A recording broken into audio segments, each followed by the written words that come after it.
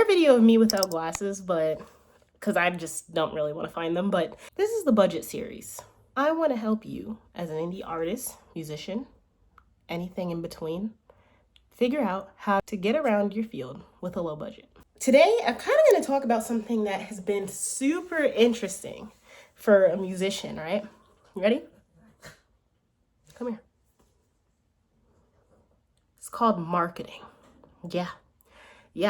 If you learn about anything about being an indie artist from this channel, or an indie anything, whether that's musician or making your own art and taking care of your own things that way, you will learn that marketing has a cost.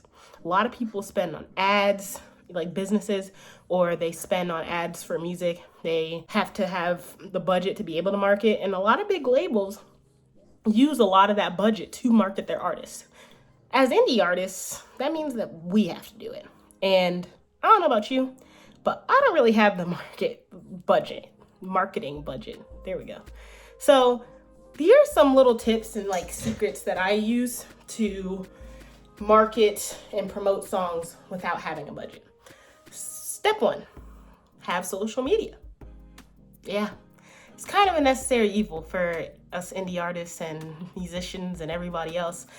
It's a lot, but you'll need to have a social media and a social media presence to get people to listen to your music so that it can get on playlists and get found and all that good stuff. So you can have a fan base that supports you and one that actually cares about what you have going on. So you have to have a social media, Twitter, Threads, or X or whatever, YouTube, Spotify, I guess is not really a social media.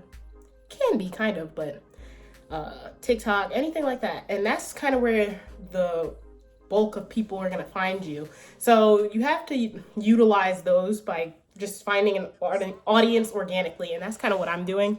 I try and find an audience organically, try and do lives at some point, showing people the music process, showing your personality, showing yourself as an artist, and showing your work, because people are not going to know to listen to your work if they don't hear it, or see your work if they don't see it. Like if you paint or you draw or anything like that.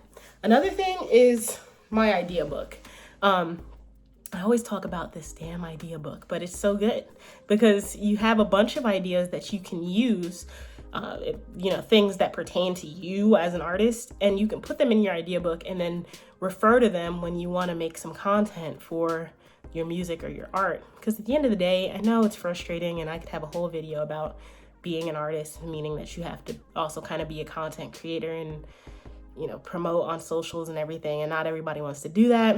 But it's very rare that you're the enigma that doesn't really have to have a social account to be able to have people follow your music. And even then, people who listen to you need to know when you come out with things. So with that, you have to come up with ideas. You have to come up with things that make you you, like how you promote yourself. How do you promote your personality? Are you funny? Are you just really technically inclined? Can you teach people things?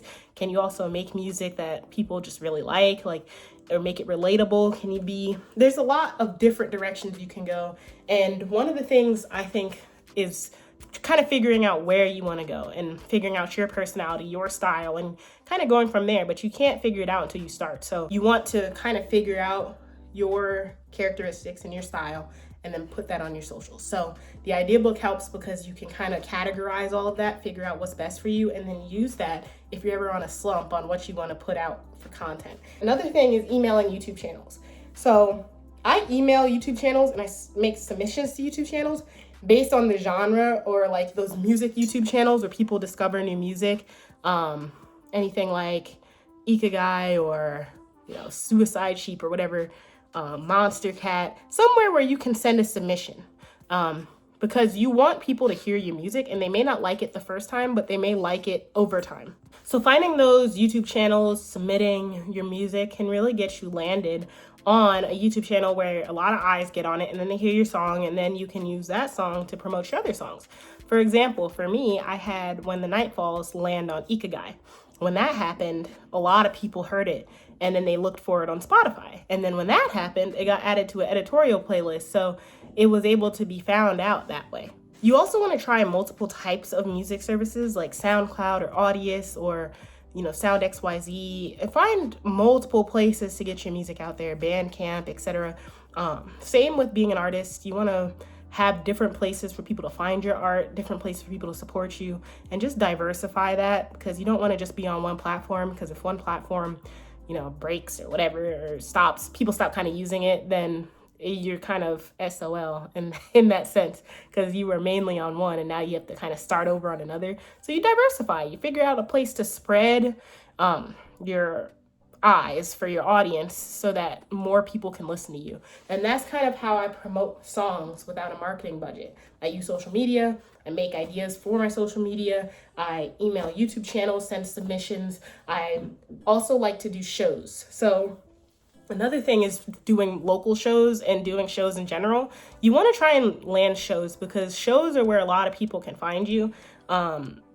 So if you are going to multiple shows, that's where you can kind of grow an organic audience as well and find people that really like you. And that can also lead to more shows, and it's also a different form of income for a musician. So you can promote that way for people who don't necessarily be are on social media or may not have necessarily heard you otherwise. This is a great way for them to hear you. So you just make a good first impression, and then from then on, they'll follow you. They'll figure out where you're going. They'll listen to more of your music. They'll go to more of your shows, and you can go on from there. Another one is joining a collective, basically a collective of people who have the same type of style and music. You can kind of be in a group like that and submit songs and do something like that, and it will help broadcast your music to multiple types of genres. This way, you want to be around like-minded people that really share your vision and also share your music and your passion. But if you can find that, it's a great way to network and learn more from your peers, and also get into shows and make music and find people that will listen to that kind of stuff as well. So those are the big ones: how to promote a song with no budget. And that's kind of how I've been doing it, and it's been all right so far. And we'll keep having check-ins about it and figuring it out, but I think those are some major ways to be able to do that with a low budget. But until then, I'll see you tomorrow.